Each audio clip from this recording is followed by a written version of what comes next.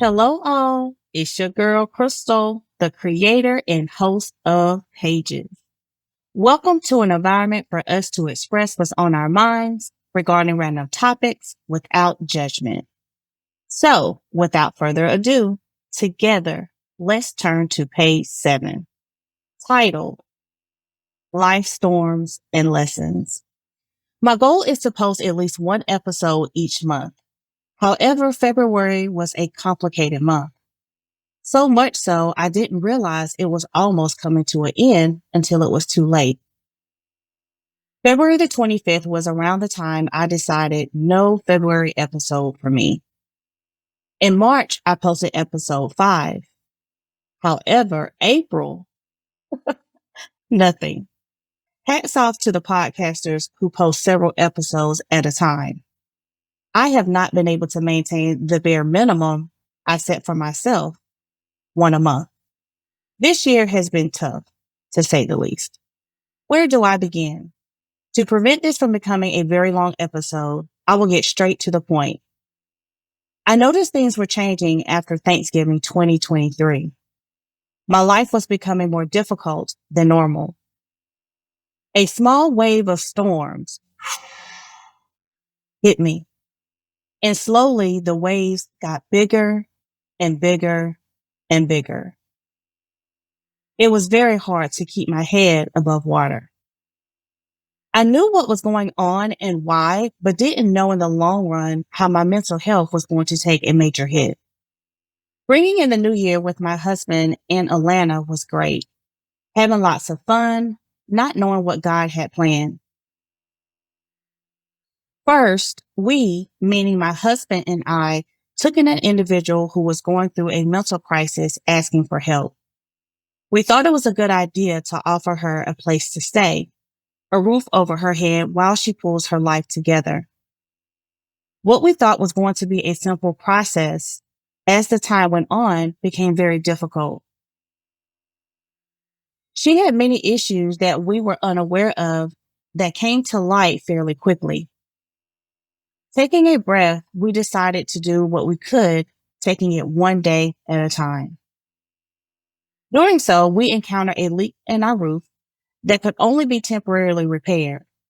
Eventually, we would need a new roof. Going through the motions with the insurance company, a different kind of stress of its own, we were able to organize our finances to get it done. When things could not get any worse, I had car trouble, $1,000+ worth of trouble. I said, oh my goodness. We just spent a lot for the roof and now this. On the plus side, because I don't drive my car a lot, it was not a repair that needed immediate assistance. But being mindful, I could only push it to the side momentarily. So it was constantly traveling through my mind without having control. Anxiety is real, folks. Then what? A medical problem. My neurologist decided to jump ship and move out of state. I had a follow-up appointment coming up and I had to see a nurse practitioner. I was not happy, to say the least. My visit did not go well for several reasons. The medicine I'm taking for dizziness, she did not want to prescribe because it's a controlled substance. I was like, okay, we're not doing this today. I need to see a neurologist. And in the meantime, who can I get to refill my prescriptions? As you know, getting an appointment with a specialist takes months. She apologized profusely because she took on my former neurologist patients who suffers with problems that she do not specialize in. I was like, really? So why am I here? And why do you think you should get paid for a visit because you can't do anything for me? She sat there as I sat there, staring at each other. Yeah, one of those reality moments. She left the room, and when she returned, she said, I'll see what I can do with getting you enough medications to last until your appointment with another doctor who specializes with your condition, which ended up being 5 months out. I left the doctor's office not sure if I was going to get anything that will stabilize my dizziness so I can live life sufficiently. Additional stress, additional worries was added to what I had already going on. You would think at this point, we been through many back-to-back storms that God would ease up some. Well, let me say, God said he's not done yet. Two of our toilets decided not to work properly. When the first one started acting up, I was like, okay, whatever. A few weeks later, the second toilet started having the same problem. With only one working toilet left, I had no choice but to call a plumber. I was thankful for the easy fix, but believe me when I say plumbers get paid for doing very little work, at least in this experience. It cost us $85 just for the trip fee. As I asked, who should I write the check out to? I said to myself, Sucker. Sucker. All right. Royalty, our dog, was at the salon when the groomer saw a bump between her toes. Of course, I did not hesitate to make an appointment with her vet. It was determined she had an unknown growth that needed to be removed. The growth was in a compromised place with no guarantees that the area would heal properly. I was told it might be a very long recovery and not to mention a lot more money than what was quoted for the initial procedure, depending on post-surgery results. As they say in yoga, we've been here before. Nevertheless, surgery was scheduled for March. Moving on, a storm I call community outreach. Family asking for money. We don't get a tax return, folks. We owe back just about every year. And I'm going to leave it at that. Then there's job stressors. I'm learning loving your job doesn't always mean it will always be easy. The cheese keeps moving. But I'm truly thankful I have a job and a career. Not sure where I would be without one. On to the next storm. My stepdad was diagnosed with cancer. It was caught early, so the foreseen future was not life-threatening. However, hearing the C word equals worry. He had a great support system and an awesome team of medical professionals that provided us with a sense of hope with a successful outcome. So successful, later down the road, he found out it wasn't cancer after all. The saying, when it rains, it pours, is a true statement. As you see, I've been through some minor storms, medium storms, and now comes the heaviest storm of them all.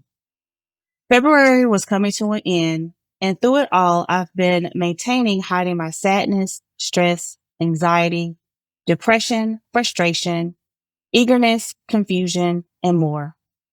There are a few individuals that I confided in, and they all said, and I quote, "Watching you, I would have never known you were going through hard times.